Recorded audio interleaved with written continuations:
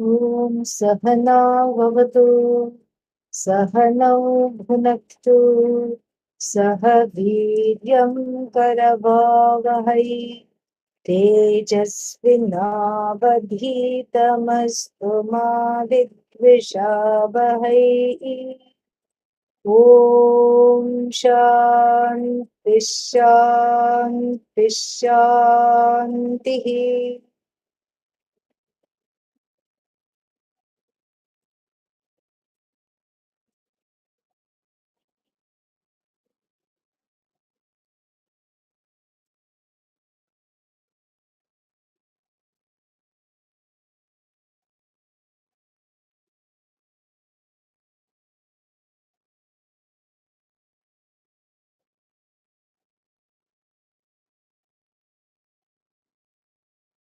Sharing the text here.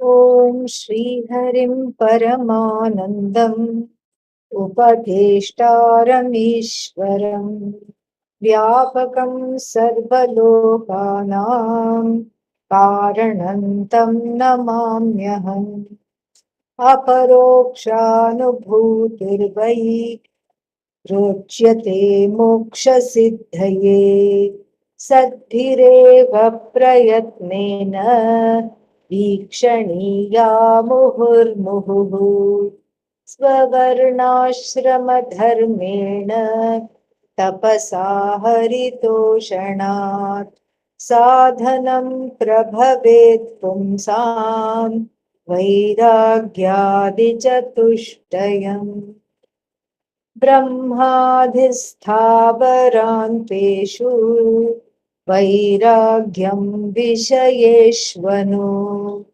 यथैव काकविष्टायां वैराग्यं तद्धि निर्मलम्. Vairagya, we saw last time, is in usually they say Viveka Vairagya, but here the author wants to highlight Vairagya because, and he is correct, because lack of Vairagya often comes in the way of assimilating the knowledge.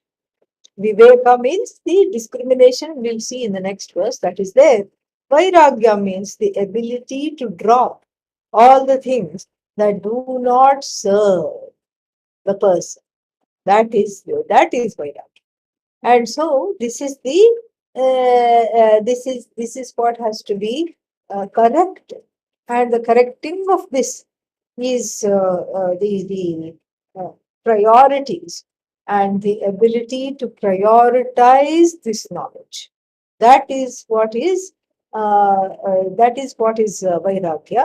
And in order to prioritize the knowledge, what all are the things that need to go? This is Vairagya. Because in the Shastra, the Shastra is not very tolerant of multiple pursuits at the same time, especially if the pursuit is not Sajati. Sajati means belonging to the same what's that? The same kind of things that enable the pursuit. So if you are pursuing Vedanta, and if you take the time to meditate in between the classes, then that is a pursuit, that is the pursuit of meditation does not come in the way of Vedanta. In fact, it helps. But there are certain other pursuits that which Adi Shankara elsewhere talks about it as completely opposed to one another. Tamaf prakashavat viruddha svabhavayoho, he says. So like sunlight and darkness cannot be there occupying the same place at the same time. Oh, but what about on a sunny day, if you ask, if I'm surrounded by shady trees, then there is shade. Yeah, where there is shade, there is no sun. That is the thing. So the sunlight and darkness just like they cannot occupy the same place at the same time. Similarly, certain pursuits and the pursuit of this Vedanta cannot occupy the same mind at the same time. It's just not possible. Something has to go. Usually, what goes is Vedanta because one can justify the other pursuits very nicely. And in the Vedanta classes, what will the teacher be saying? These pursuits are not conducive. That's not what the mind wants to hear. The mind wants to hear the opposite. The mind wants to say everything is okay, everything is all right, etc., etc., etc. And so therefore, the the pursuits, there are certain category of pursuits that are not conducive to this knowledge and cannot be indulged in by the same person at the same time. And Viveka is knowing. Viveka means discrimination. Is knowing what pursuits are not conducive. Vairagya is dropping them. You see how the two go together. So now, what are the pursuits that are not conducive? You see, you cannot make it like a blanket statement. Because, I mean, we can say in general what pursuits are not conducive, but then you can't take them completely literally because it all depends on you. It all depends on what you are ready for. And it all depends on the pace of your growth. See, Vedanta is very beautiful. The Shruti is extremely forgiving, not even forgiving, just generous, compassionate to include everyone. That's why we have classes. Some classes meet only once a month because that's enough for many people. Some people only want occasional retreats, and then the rest of the time they don't want it because they know they have other pursuits. They are not ready to immerse in this completely. They know that. Good for them. This is good to know what one is ready for. Then certain other people have sworn off, especially after the now that the pandemic, they think, is coming to an end. Certain people have sworn off online. They will only attend in person. They will not be interested in online. And that, of course, weeds out most of the classes. And that, of course, depends on whether the teachers are available to, and then whether they are able to go where the teachers come, etc., etc. So that is, that already weeds out too much of an engagement. Then some people say, okay, bi-monthly classes are enough. A little Bodhasara there and a little Mundaka here, more than enough for me. That is all I can manage. Good for them. This is intellectual honesty. This is a kind of an honesty because one is aware that there are many competing pursuits. Number one. Number two, of these many competing pursuits, I am not able to give up all of them. My life is crowded, my mind is crowded, and then I just right now I don't have the vairagya, means the ability to drop. I don't have. And so what should I do? I should continue with what I'm doing because I can't do otherwise. And so therefore what? Therefore, that will curtail how much time I give to Vedanta. This is intellectual honesty. Some people say once a week, good. And some people say whatever classes there are there, I'm going to take. That's also good. No problem. So therefore, we cannot tell a person how much Shravanam is enough. We cannot tell the person. Why? Because it depends on you. And so this is exactly the thing is because we your mental and emotional availability is what is at stake here.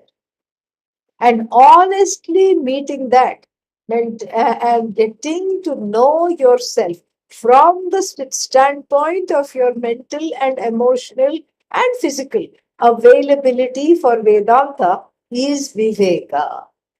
Even before we studied the verse on Viveka, we are unfolding it because it's impossible to extricate it from Vairagya. The two go together. So, Viveka is your honest assessment of your own ability. And like with every other thing, Vedanta is, follows the maxim: how much you put in is what you get back.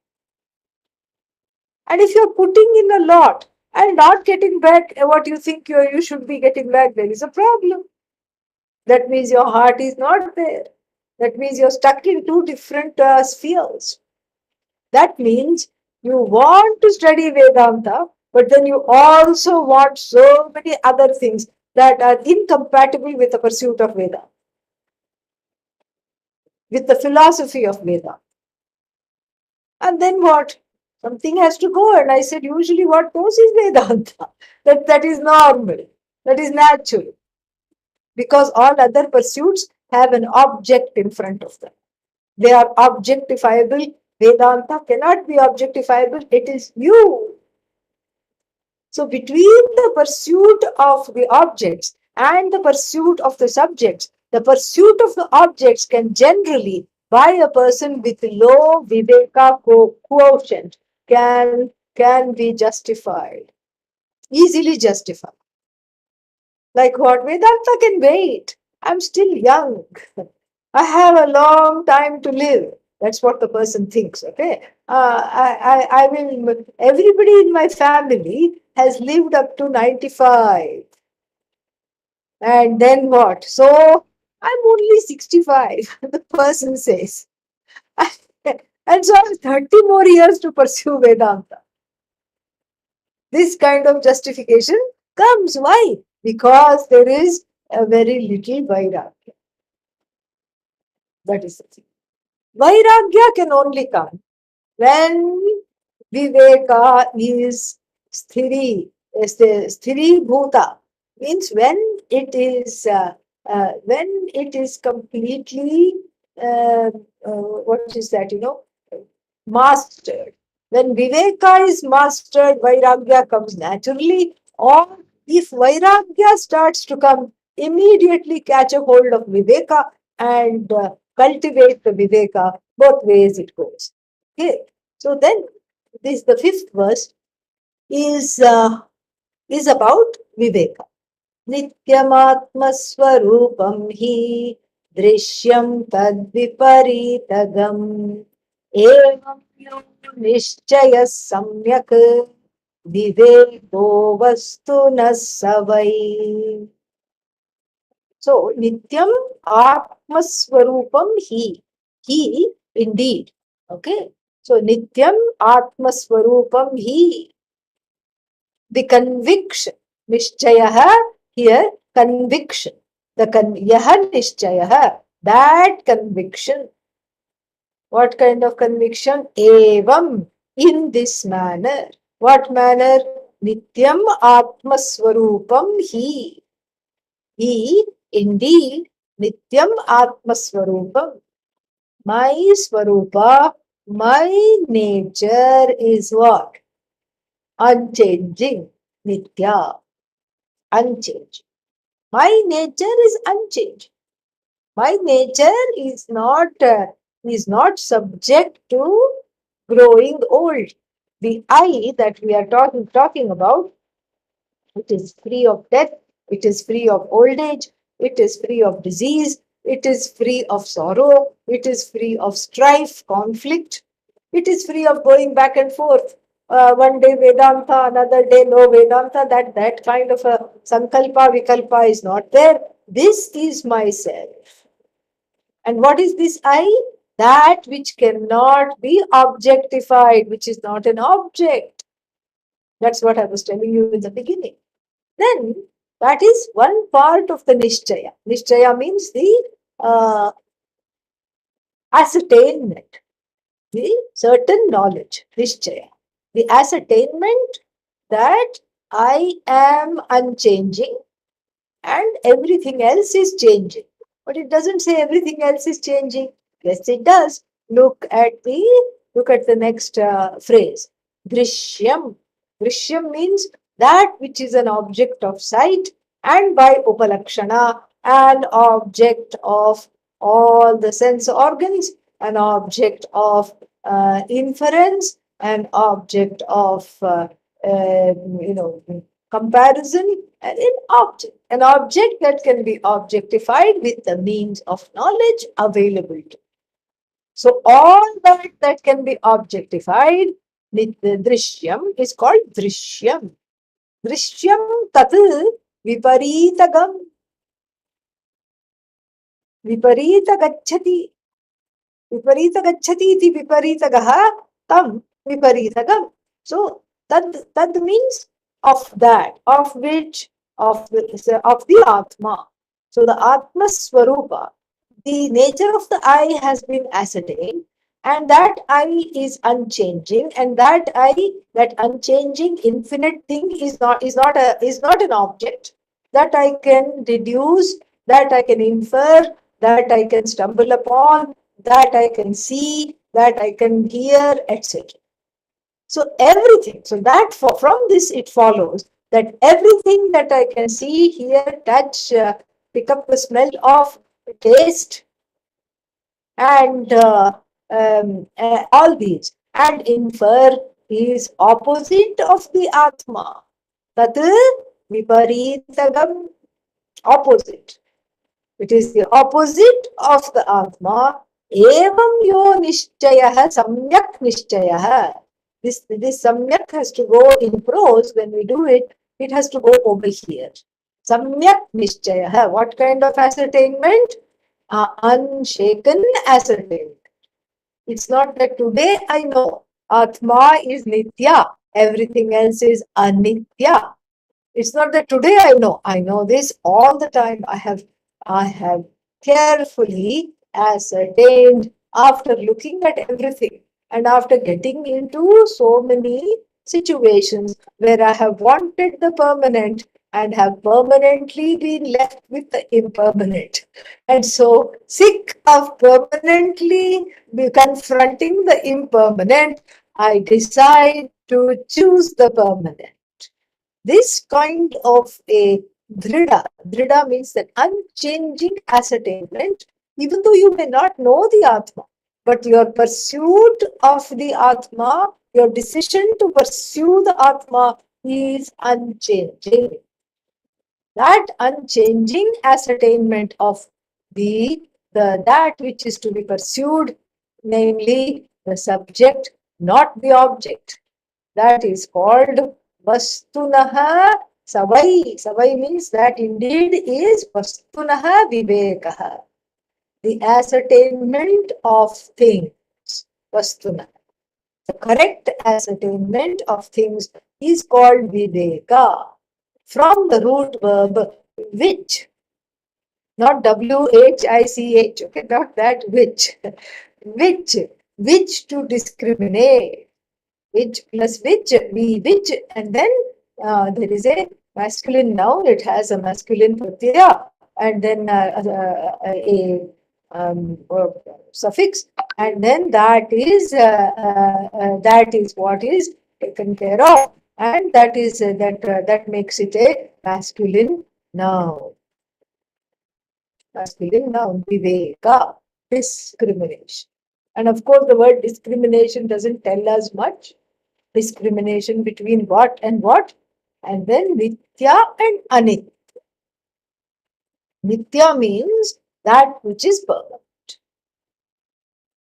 And permanence is not very well understood in our culture and in our lives. Permanent is not understood at all.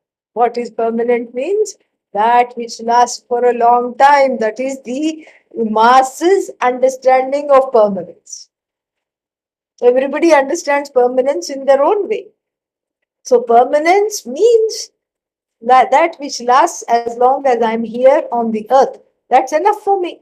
And if I'm comfortable, and if I have a wonderful house, and if I have some friends and family who love me, and children around, that is my understanding of permanence. That is, in fact, that's what people say.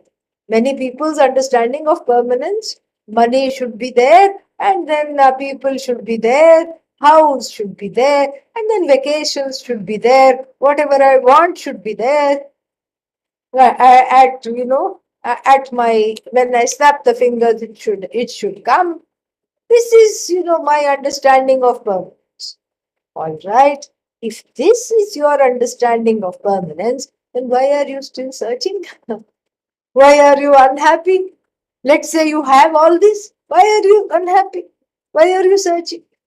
You have a nice house, yes. Then you have a nice house. You have a nice spouse, yes. And you have nice children, yes. And you have a nice stash in a non-failing bank. That also we have to say. All right, in a non-failing bank.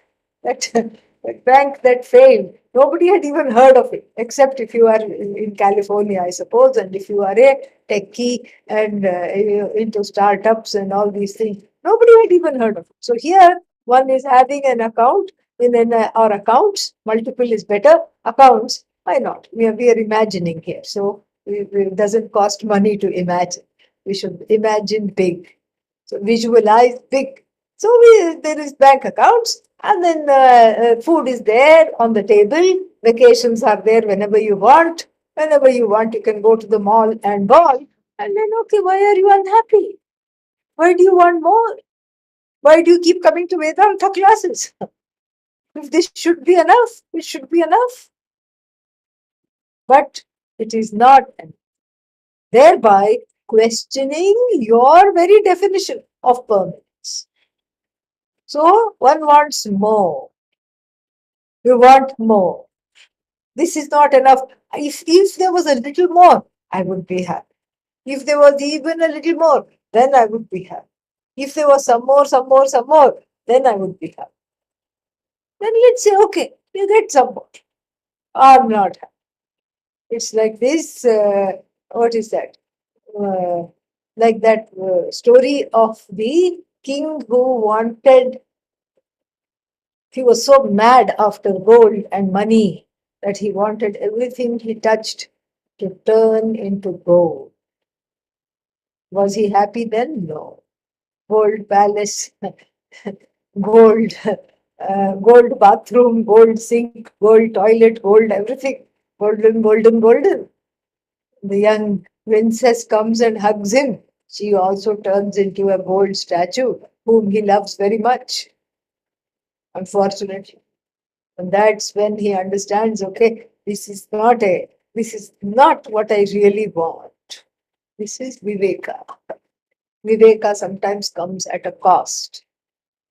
You rush after something, and then if you don't get it, then also Viveka doesn't come. Because then you say, better luck next time. I'm going to try now. Me. Next, next, next. What's next?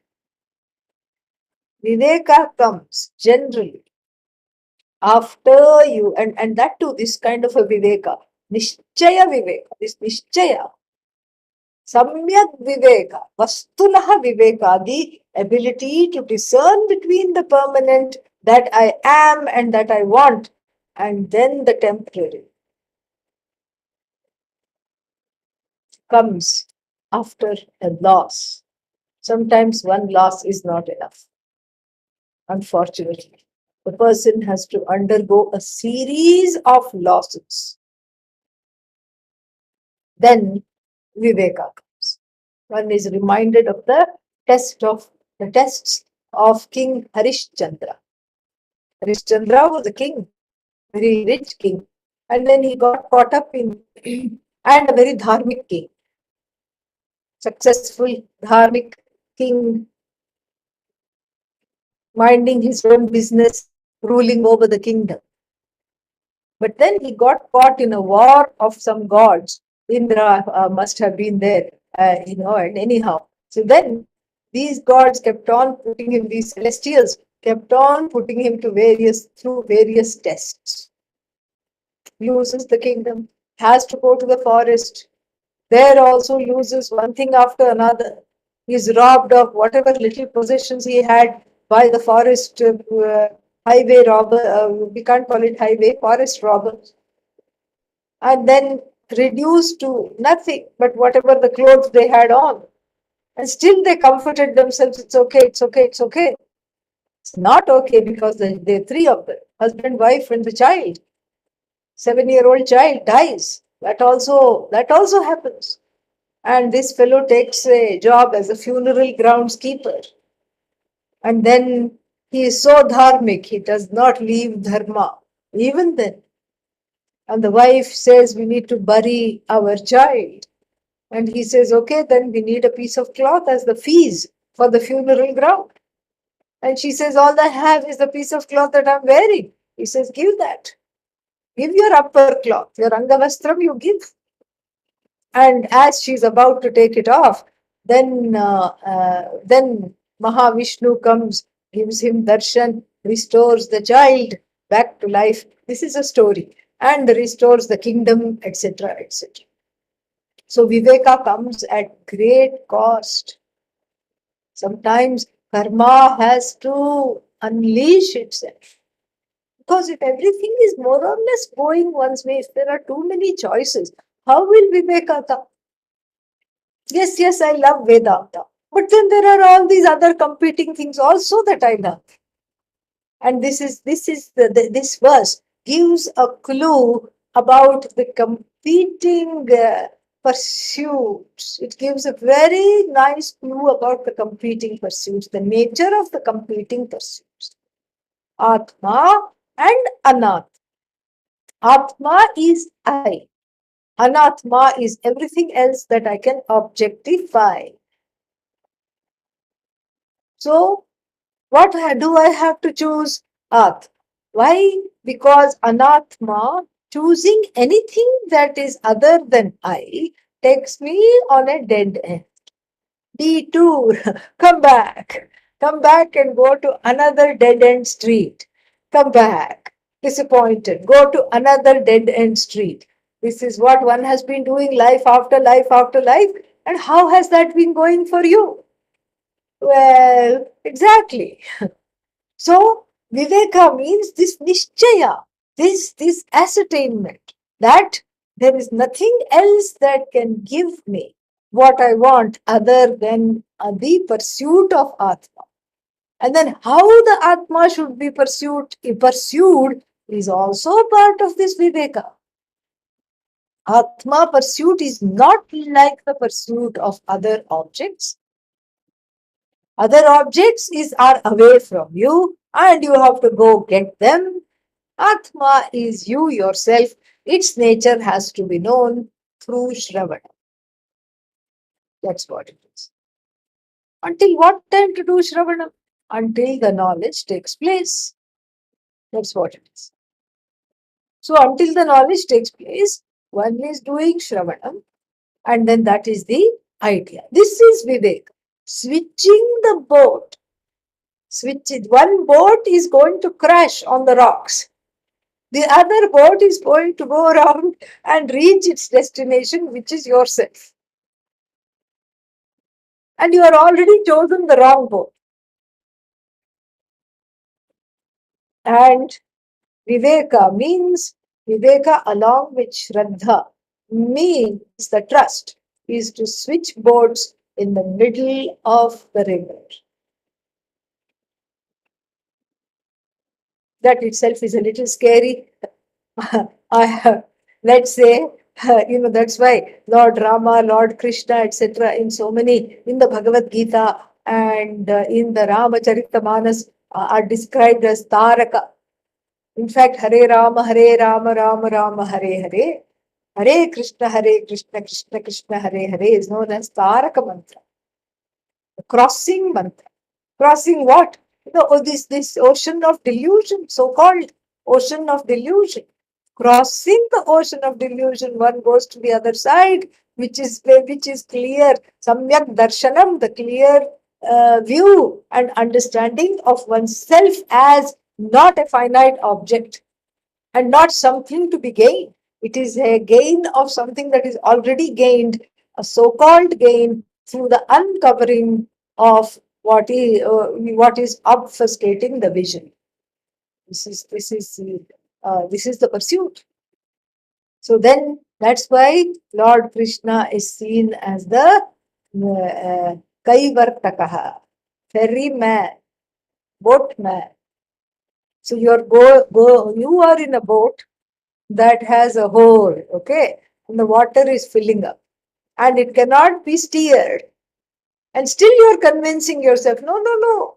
Somebody bought super glue. I have glued the patch. I have glued a patch of wood. Where did you get the wood from? From another part of the boat. I just harvested a piece of wood and then I put some super glue and then put it there. Is it working? Yeah, yeah, look. Well, it's working. It's working. It's working. It's working. Oh, it's not working because the force of the undercurrents made that little piece that was holding the band-aid of the boat left. It got dislodged. Water is filling up. Water is filling up. Oh, but we have lots of passengers. What are they doing? They took their coffee mugs and they are taking the water, throwing it out, taking the water, throwing it out, taking the water, throwing it out, taking the water, throwing it out. And you have to do it in unison so that everybody does it. And then what? And you have a little song about it. Take the water, throw it out. Wait for the samsara to dry out. That's all it is. So you make a little song and a poem to keep yourself motivated to just keep on putting the water out. And somebody blows a whistle. Okay, each time I blow the whistle, some self-styled engineer, say some self-styled leader is heading this operation. Of course, they are not doing anything. They are not filling and doing the work. You are doing that along with all the other boat mates, co-samsaris. Okay, yeah. So he is just taking the water, throwing it out, waiting for the samsara boat to dry out. It never dries out. Never dries out. Why? Because it is filling up again. Filling up with what? What is the water? Your own ragadvesha is the water. That's what it is. Kama, Krodha, all these things, and that is the water. And so you keep taking the water, throwing it out. It's a futile thing. And then there is a nice boat. Your boat may be very ornate and it's like a cruise ship and it's got bedrooms and it has a view of the ocean. You have a balcony. I have heard, I have not gone. In fact, somebody said, I think it was when I went to the Bahamas for the first time. Somebody said to me, "Oh, we should have a Vedanta cruise. We should just have Vedanta cruise." I said, "That's just a ruse, not a cruise. It's a ruse, not to study. That's what it is." So, yeah, cruise with R silent, as a C silent. It's just a ruse, not a cruise. Okay. So then so here the boat is filling up. Ornate boat with a lot of designs and ivory inlays and a nice sun deck to sun yourself, and then one wonderful rooms. Every floor has some entertainment. You are so entertained that you are yourself floored by the entertainment. Every floor has entertainment, and cuisine means world cuisine. One day this, one day that. You can keep on eating all the time. What else will you do? And then exotic stops along the way. That is your boat. And then it is filling up with water. And then there is a simple boat, a boat that is big A boat that does what? No nonsense boat. But it is looking so resplendent. Why? Because of the ferry person, the ferry man is Bhagavan. Lord Krishna says, come, come over here. I don't know. I don't know. It doesn't look very safe. Don't worry. I'm going to guide you and take you across. I'm going to ferry you. Don't worry. Come, come, come. So, but how to change boats midstream? Don't worry. I have you. I got you. I have your hand. You just jump. I carry you across. Don't worry. Come, come, come. And let's say the other boat has 1,000 people doing this, taking their little coffee mugs and and and pouring the water out, waiting for the samsara boat to dry out. Out of 1,000, one person says, "This does not make sense. That makes sense. I want to get to my destination and quickly. I don't want all these detours. I don't want to go crash against a rock. Already so many things are wrong with this boat. Yesterday we were told there is a hole and we were told to pitch in, even though we have paid full fare. And then today we are told the boiler is gone, so there is no hot water. No hot water to bathe, no hot water to drink, nothing. And then this way, so many things will be wrong with it in the future. This is Viveka. And so, out of thousands and thousands of people, one person says, okay, I'm out. Bye bye, boat. I'm jettisoning this ship. What kind of ship? To ship, experiencer ship. I'm jettisoning. Jettisoning means leaving. Other things you leave, but boat you jettison. I don't know why. Yeah. But anyhow, that's what it is. So I'm leaving this. Don't want this and no more. And then what? Then Lord Krishna puts me in the other boat. Yeah, then I look around, few other people are also there. What's the entertainment? Vedanta classes are the entertainment. Om Sahana Vavatu, that is the start of the entertainment. The curtain rises with Sahana Vavatu. The curtain comes down with Purnamadaha Purnamidam, the closing prayer. Curtain up, curtain down. Vedanta classes is the entertainment. And that is what it is. Maybe some bhajans, maybe some question and answers, Q&A sessions, and what else? Uh, the meditation. This is all the entertainment. Oh, I miss that. But that's a sinking ship. That's a yeah, but I still miss it. Maybe it wouldn't have sunk because now that I have abandoned that boat and come here, then otherwise, if I had been there, they probably needed just one more person to with a coffee cup to keep on going like this. And now that I have left, it's going to sink. Oh no! This could be a regret, which hopefully is resolved in the compassionate, uh, glance of the Upanishad through Shravan. And then the majority of the people continue to stay on the other ruse ship, okay, not cruise, ruse ship. They decide that this is too scary. They decide that they don't know enough about where it's going. They don't like this boat, which is just makeshift. It doesn't seem to have all the things that I'm accustomed to.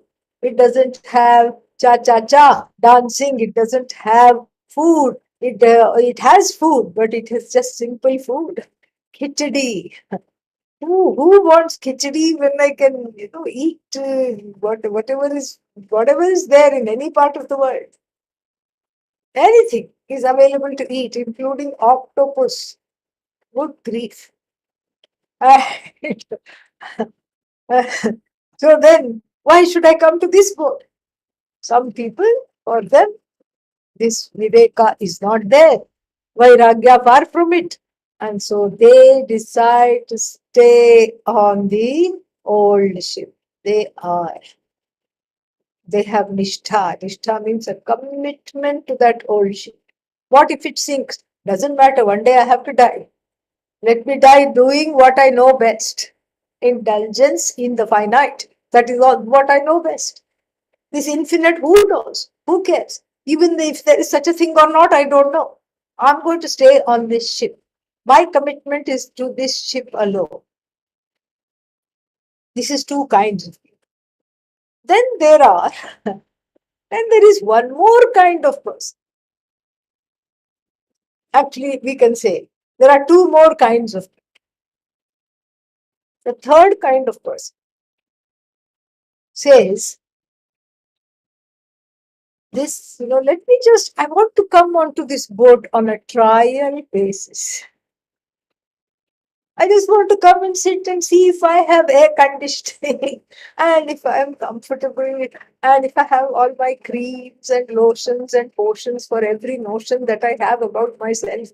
And, if I have everything and if I'll be comfortable, if I can phone the people in the other ship, if I can do, what is that called? Video calls, then I'll be, then I'll come. I want to first trial basis. Why? Even computer programs and everything that you have a trial. 30-day free, 1 week free. So can I come on a trial basis? And what will Lord Krishna say? Sure. Lord Krishna as the ferryman, as the guru of this boat. Boat to moksha. Of the moksha boat. We say, sure. Can I bring my coffee? Yes. Come on. Can I bring my tea? Yes. I can't live without this pillow. Bring it on, no problem. I have to bring along the spouse. Although he or she might for whatever, for better or for worse, be described as completely apathetic to what is going on this boat. Can I bring them? Sure, if they want to come. And obviously they don't want to come. But then Lord Krishna says, yes, yes, yes. To all the commands, all the demands, yes, yes, yes, yes, yes. Come. No, but I want the seat right in front of the boat. I don't want to get seasick. I want to be right there in front of the boat and shoo to whoever, whichever other mumukshu is sitting there, shoo to that mumukshu. I want to sit in this boat in the front. Lord Krishna says, you can sort it out. Yeah, sure, no problem. Even though I'm not going to vaporize the person, you can talk to them. And then you can, maybe take turns sitting wherever you want. No problem. Come on board. And then I'm coming for a 3-day trial, 7-day trial, 30-day trial, whatever it is. And then after the aforementioned trial period is over, what does the person do? Bye bye, go back. Now the ship has sunk a little more in the water. Still goes back. Now coffee cup taking the water out, waiting for the boat to dry out is not enough. Everybody is given a bucket. So you have to keep pouring the water out with the bucket now. Still the person decides to go back because there is a missing. There is a missing. Oh, but video calls are there. They're not enough. Why? Why video call was enough? Why sharing photographs was not enough? Because the relatives and the friends shared the photograph of their last meal on the boat. And oh, so many items. OMG. And here I'm eating rice and dal one day and dal and rice another day. And look at what I'm missing. When will the trial period be over? Soon, soon. Okay, one more day. Scratch out. One more day. Count down. One more day. Now I can go back. Give Lord Krishna a hug. Thank you. That was very enlightening, okay? And can I come back another time just for a little visit? I'll just come. a little dalliance. कभी कभी मेरे दिल में वेदांत का ख्याल आता है. Old song. So sometimes I just want Vedanta. I can have that. And sometimes I want, I want what? I want some samsara. I can have that too. Sinking samsara, no doubt. And I have a sinking feeling when I'm there. That's why I want to be able to come back here. I want to keep my options open. And then people will argue, what's wrong with keeping the options open? What's wrong with being a visitor on the boat? Nothing wrong. But here, the verse says, Samyak Nishchayaha Viveka. And if you're keeping your mind open for a certain length of time until you decide, then that's okay. That's what the trial period is for. But here, you're on a permanent trial. And that is very trying, even for you. Especially for you, it's very trying for the pursuit, it's very trying for you, it's very trying on the emotions because you are unable to make a decision. Permanent trial is not a possibility. Why? Because it is when you are here, you miss that. When you are there, you miss this. And because what is Vedanta is not understood. That is lack of Viveka. And the fact that I want to keep going back to the other boat, lack of Vairagya. This is the third kind of scenario, the third kind of ideal type person.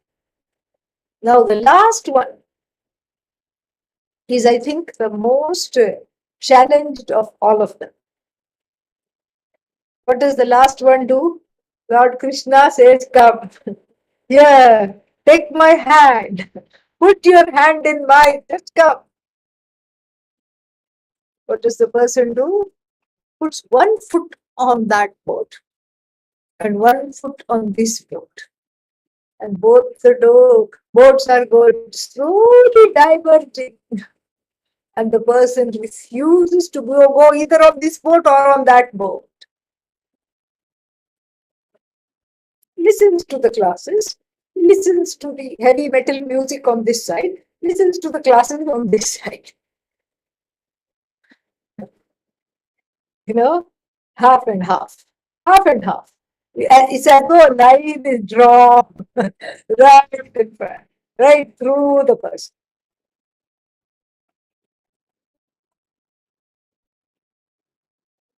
Unable to make a decision. Very sad. Very sad. That's why a lot of, and I need not wax eloquent over the dangers of this particular strategy of studying Vedanta. The dangers are obvious to anybody who has common sense. And so the fourth kind of person is permanently challenged by the inability to make a decision. The third person he knows this is really the way, but he's unable to commit. Not enough Vairagya for the third kind of person. The second kind of person who decides to stay on the sinking ship has neither Viveka nor Vairagya. And the fourth kind of person has a little bit of Viveka, not enough Vairagya, and not enough resolve. But resolve is Viveka, not enough of that. And the resolve, why is there not resolve? If you ask that question, the answer is very clear. Resolve comes only when there is conviction that this is the way. But if I'm not able to see that this is the ship of the finite, this ship is only going to crash against the rock and then be out of commission for some time, where I'm hanging out and drying out on the shore that is in between lives, okay? And then again, it is bandaged and recrafted and put on the sea. And again, I help to push it off the shore and get into it. Same thing. That ability to see that should be there. It should be, that is what is going to make the decision, that resolve. But otherwise, what happens is that connection between Shravanam and what it is going to give me, when it is not there, then why will you be interested in Shravanam? First, one has to understand that what I am looking for is not an object. So all my pursuits are based on object driven, they are object driven, meaning I'm only used to going after things that are away from me. That are away from me. That's all I know how to do. And so those tools will not come in handy for something that is already gained. What I am searching for, I already have. I already have everything that this sinking ship promises. I have abundance, I have prosperity, I have happiness, I have freedom from sorrow, I have freedom from fear. I am one with all the things that this ship promises I already have. This is Nishchaya. And therefore, nothing is gained from being on this ship. Because if I already have what I want, but I don't seem to know it, then the nature of the pursuit itself must be questioned. And I have to have various other tools to understand that I already have this.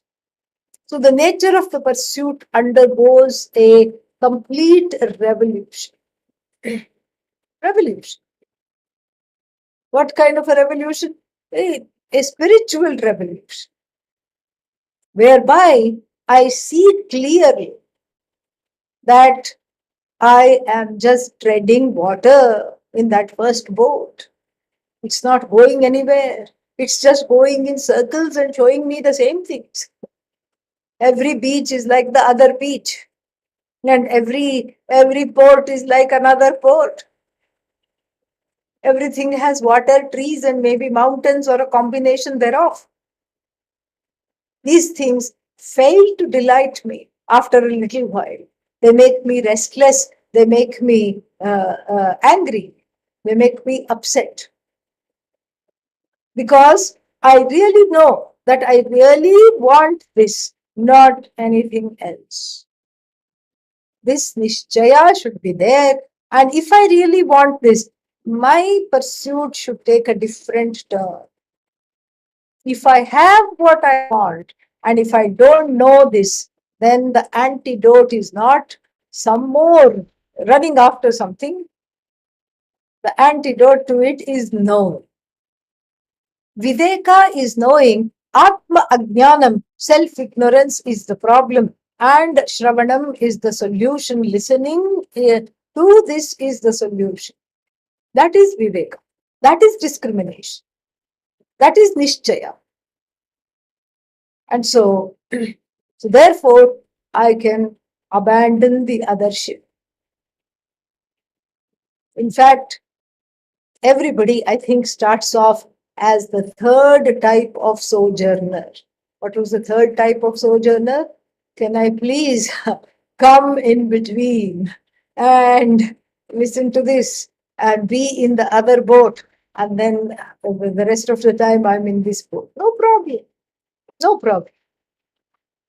In fact, if you come to this boat even once in a while, and it translates in the empirical world as coming to a few retreats, taking a few classes, if you do that well, then you will increase the desire for Shravan.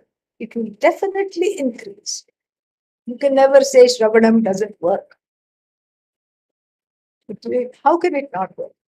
Because what you want is yourself. This is what the Upanishad says. What you want is already what you have, and it is keeping with the human quest. It is keeping with the universal human pursuit. Universal human pursuit. And if while you are here you miss that boat, then you pray. It's what? You pray. You put yourself on a diet of Shravanam and pray. You pray for this Vasana. And that's the next verse. Sadaiva Vasana Tyagaha. So Vasana means these old and difficult orientations. Vasana is sometimes used for Advaita also. Advaita Vasana, the desire for Advaita, but generally it has a pejorative connotation. So Sadaiva Vasana Tyagaha, we are going to be told in the next verse. But this Vasana, these orientations which have become habits from many times long ago, they have to be loved up. They have to be allowed. You allow them to drop. That is Vairagya. You work with them. That is Vivek. You work with them. You work with the fallout, the anger that comes, the pain that comes, the FOMO, the fear of missing out that comes, the resistance. There is a wall of resistance that stops the Viveka and Vairagya. And therefore, one starts to think, I'm doing too much Shravanam. How is that possible? Shravanam is you. And then the wall of resistance and fear is so extreme that one is convinced this is not the right way. Vedanta is making me unhappier. Vedanta is giving me bad thoughts. Vedanta is making me upset. So therefore what? Drop Vedanta. Vedanta is not making you upset. What is making you upset is all the things you feel you are missing, you're in between, permanently in between. And that is not, and you know that that is not going to be a viable way of life. That is what is making you angry. That is what is making you upset. Not Vedanta. The time has come for a choice and you don't want to make that choice, or you feel you cannot make that choice. That is what is making you upset. And so that resistance is dropped by cultivating bhakti, shraddha, seva. These are the things. And devotion. That devotion means really making the object of devotion, that is the one that has put all these obstacles in my way. Vigneshwara, the creator of obstacles, the Lord Ganesha's name. It's not that Lord Ganesha is creating obstacles. Lord Ganesha is just pointing to what is already there, which is already karmic, which has made me into the fourth kind of sojourner in between two boats permanently, feeling quartered, feeling pain, feeling sorrow, knowing that I have to make a decision but not wanting to, or feeling incapable of it. And so for that, prayer is the way. Prayer and intellectual honesty. The ability to say, okay, I have to choose one boat. What if it is the wrong boat? Doesn't matter. Right now, I am here. Let me at least convert myself into the tourist number 3, which wants to come once in a while. Let me be honest about it. Let me not try to be a full-time somebody when I can't. Right now, I can't. Maybe tomorrow I can. Maybe next week I can. Maybe next year I can. Maybe next month I can. But right now I can't. Knowing that is actually being, that's one option. Knowing that and being true to yourself. That this is what I can manage right now. Or saying, yes, I just feel very afraid, very terrified. But I'm going to make this decision, make this switch anyway. And then dealing with the pain and the sorrow of missing everything that one has known, everything that one has desired. That is also an option. But some option one has to choose, because permanently being on the fence and being on the fence is being on the defense. The two are connected. So permanently being on the fence makes you be on the defense.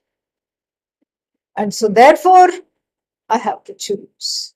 And that choice is called Shubha Ichha. Shubhecha. Hopefully, with the help of prayer, with the help of the teacher, with the help of the teachings, I will make the correct choice. But if even I'm not able to make the correct choice, I still will make a commitment to myself to continue this study in whatever way is possible for me right now. That is the choice. That is Vivek. More we'll see next week. Om Purnamadah Purnamidam Purnat Purnamudachyate Purnasya Purnamadaya Purnamevavashishyate. Om Shanti Shanti Shanti. Harihi Om Shri Gurubhyo Namaha. Harihi Om. Thank you. Wonderful Good teachings, morning, good Swamiji. night. Thank you so much.